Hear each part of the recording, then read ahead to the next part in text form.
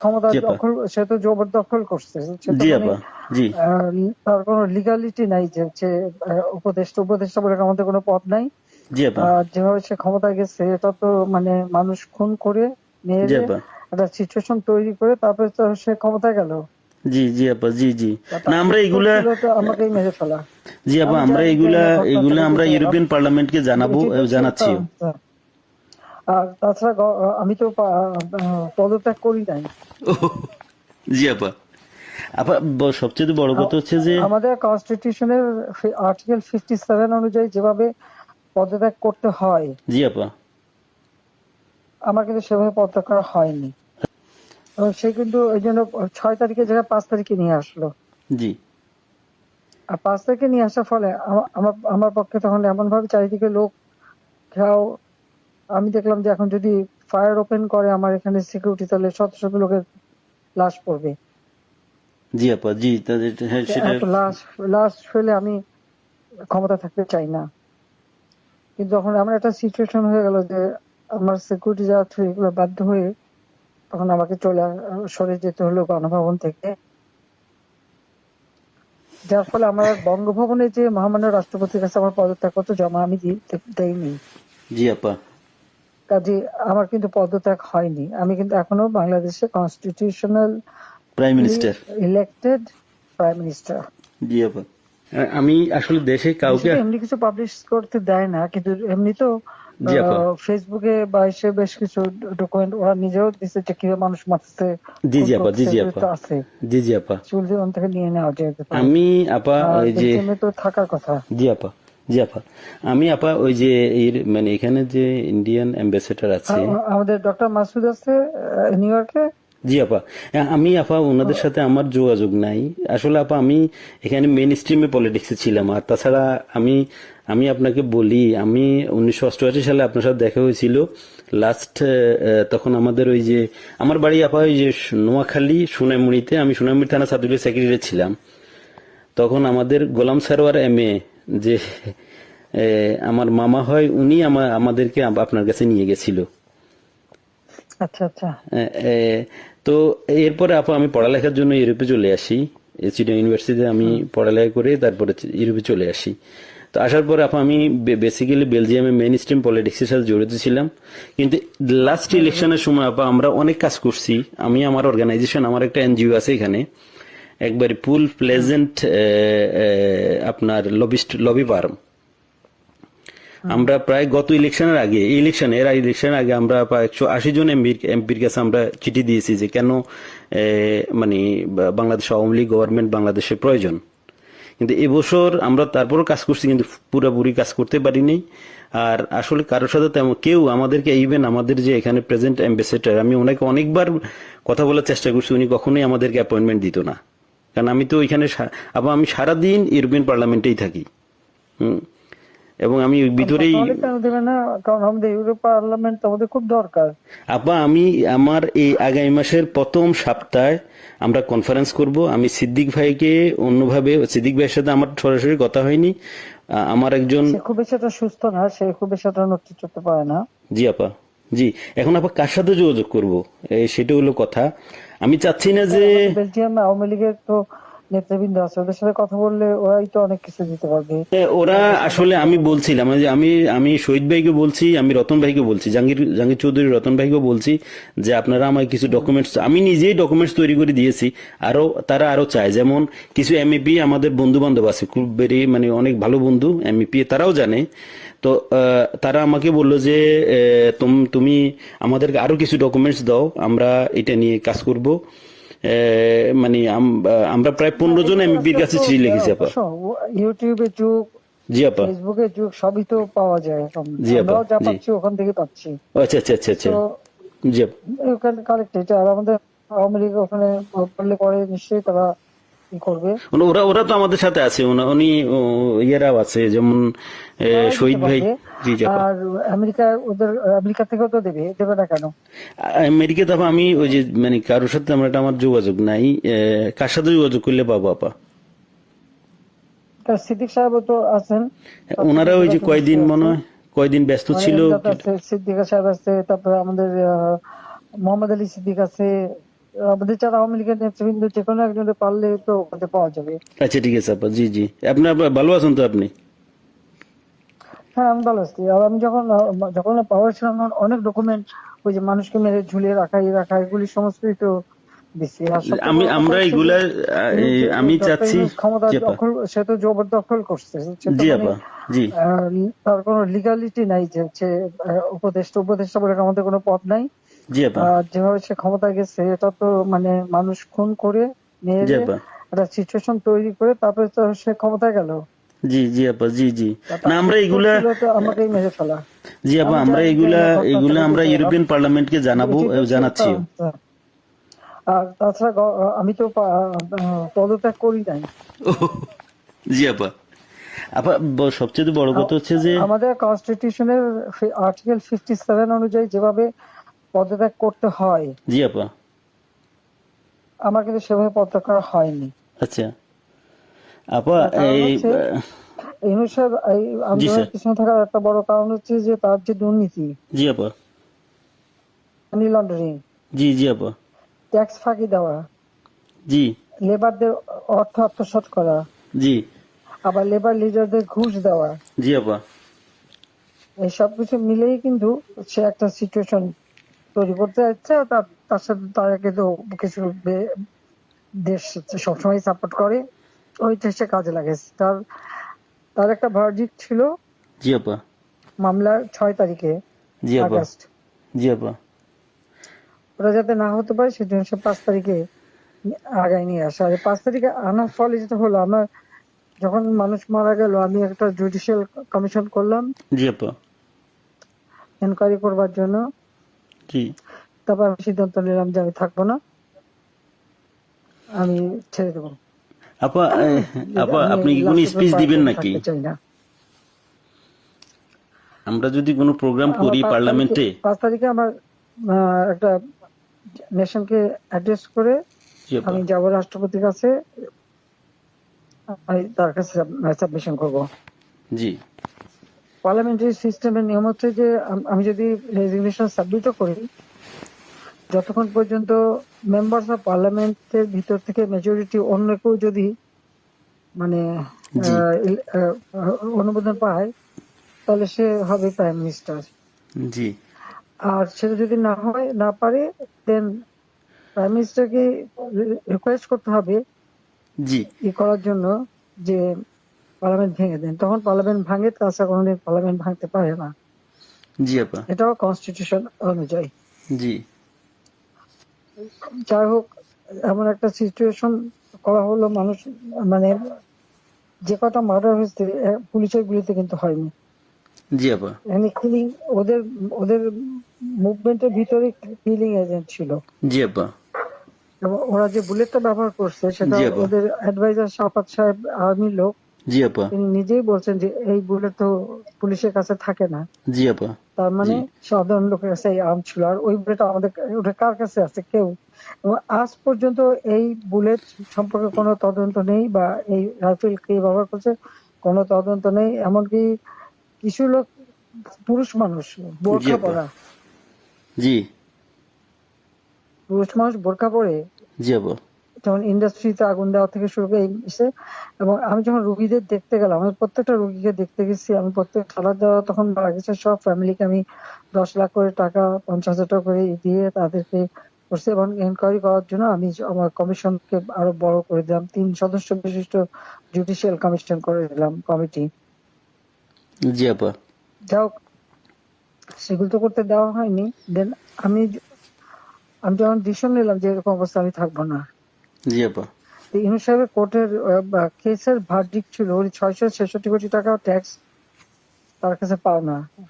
জি জি জি আপা, এর এটা তো মাফ আগে করে দিল। আরেকটা সে ছিল, তিনি কিছু টাকা পেমেন্ট করছে, তবে এটা মানে তার মানে স্বীকার করলো যে তার ট্যাক্স ফাঁকি আছে। আর এই 666 কোটি টাকার ভার্ডিক্টটা আসার কথা ছিল।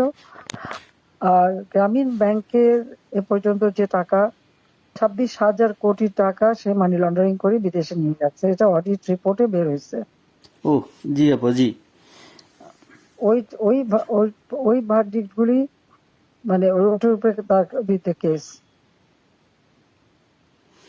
সে কিন্তু ওই জন্য 6 তারিখে জায়গায় 5 তারিখে নিয়ে আসলো।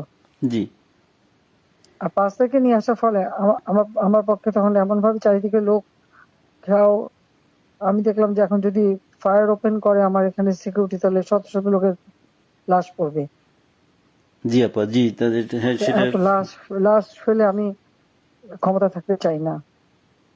কিন্তু যখন এমন একটা সিচুয়েশন হয়ে গেল যে আমার সিকিউরিটি যাওয়া ছিল, এগুলো বাধ্য হয়ে তখন আমাকে সরে যেতে হলো গণভবন থেকে। যার ফলে আমার বঙ্গভবনে যে মহামান্য রাষ্ট্রপতির কাছে আমার পদত্যাগপত্র জমা আমি দেইনি। জি আপা। কাজে আমার কিন্তু পদত্যাগ হয়নি। আমি কিন্তু এখনো বাংলাদেশে constitutional prime minister. Elected prime minister. জি আপা, ইনশাল্লাহ আপা আপনি চলে আসবেন তো, আর বেশি দিন নেই। উনি উনি কিন্তু তারপরে যখন মানে খুঁজে বেড়াচ্ছে, তার ফলস ছবি দেখালো, আমি সই করছি, সেটা হলো আমার ভিজিটিং বুকের সই। ছবিটা ভালো করে দেখলে দেখা যাবে ওটা একটা মোটা বই, জি আপা। যেখানে ভিজিটিং। ওরকম কোন বই প্রাইম মিনিস্টার সই করে পদত্যাগ করে না। আর আমার সেই চিঠিও কেউ দেখাতে পারছে না। তার চিঠি তো গণভবনে রেখে আসছিলাম। জি আপা। গণভবন আগুন দিয়েছে, পুড়িয়ে দিয়েছে, লুটপাট হয়ে গেছে, ওগুলি সব চলে গেছে। সবকিছু আপা এলোমেলো করে ফেলছে, তারা সবকিছু নষ্ট করে ফেলছে।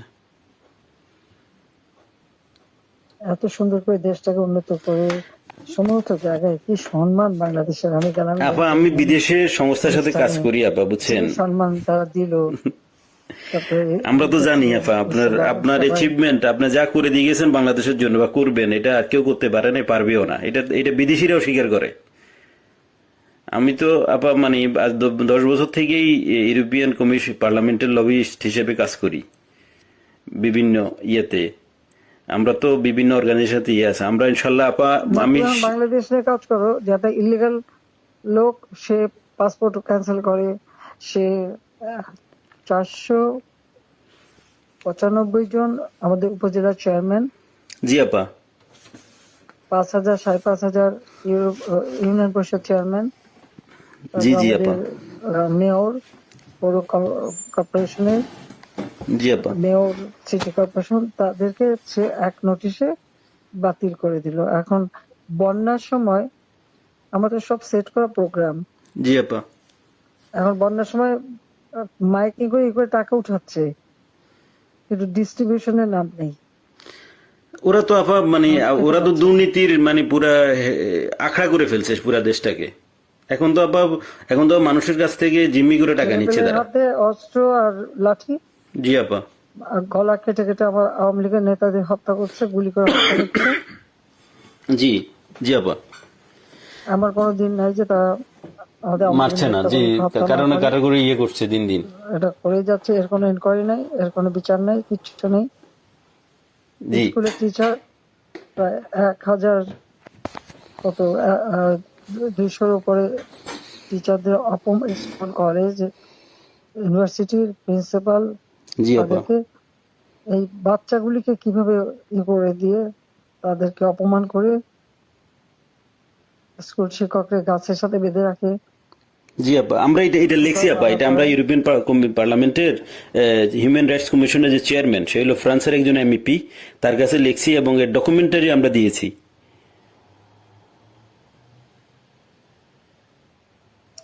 এটা কি করে হয় একজন টিচারকে এইভাবে অপমান করা? অনেকে তো আপা মানে আত্মহত্যা করেছে, বুঝছেন,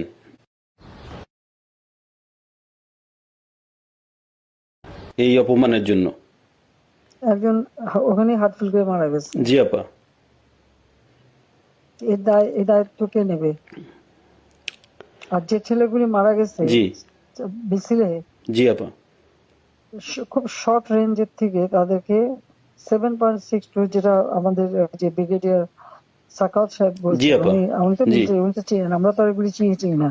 জি 7.62। আপা আমি এই ব্যাপারে একটা উনি কথা বলেন বলি না, আপা। এগুলি আসলো কোত্থেকে? আপা আমি এই ব্যাপারে একটা কথা বলি। আমি কিছুদিন আগে মায়ানমারের অ্যাম্বাসেডারের সাথে আমার একটা মিটিং হয়েছিল ওনার অফিসে, উনি ডাকছে আমাকে যাওয়ার জন্য।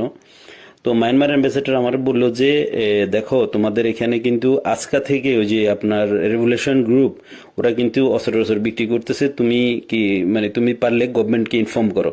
তা আমি আমাদের অ্যাম্বাসেডর সাহেব যেখানে সালে সাহেব আছে ওনাকে বারবার আমি চেষ্টা করছি কথা বলার জন্য, উনি কখনোই মানে ওনাকে তো এমনি গিয়ে দেখা করা যায় না।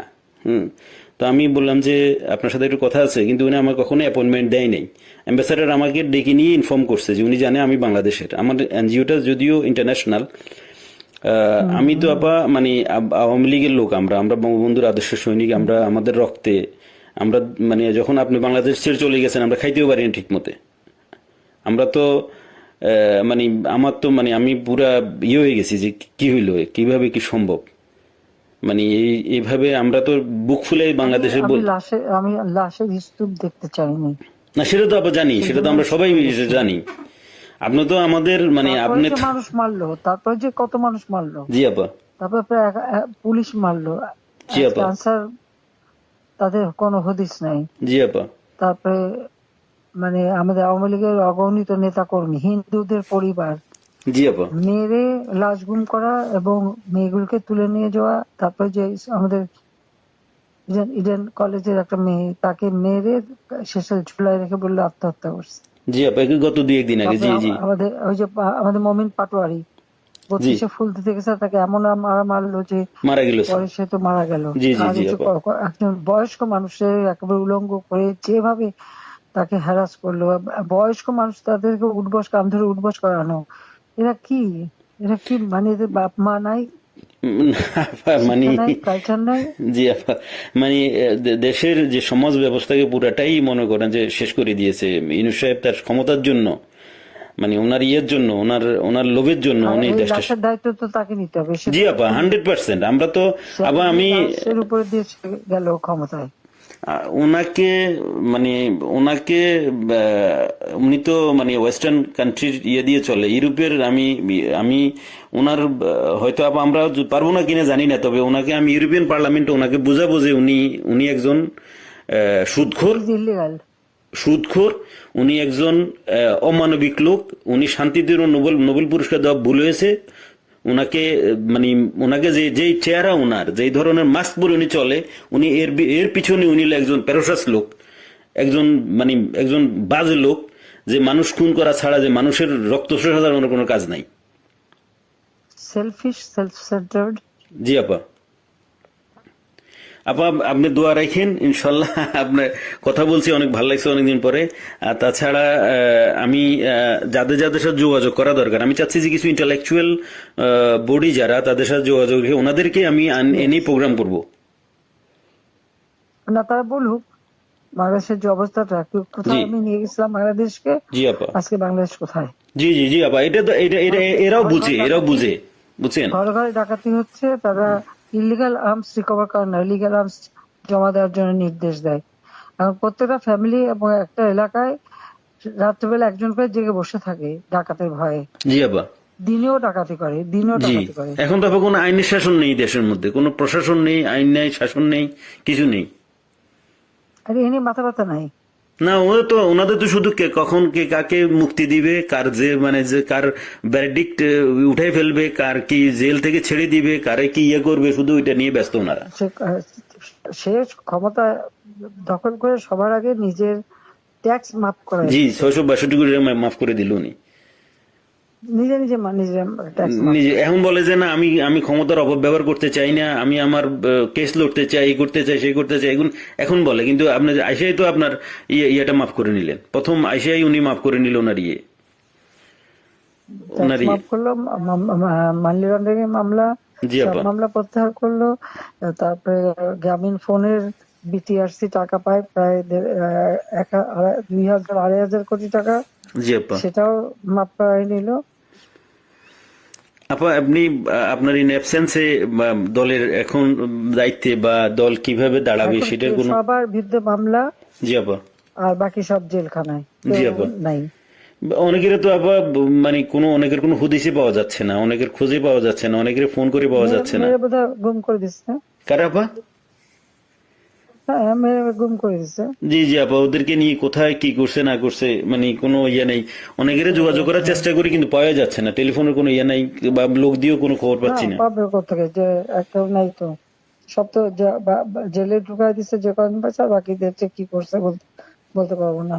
আমি এমনি তৃণমূলের নেতা কর্মীদের সাথে কথা হচ্ছে।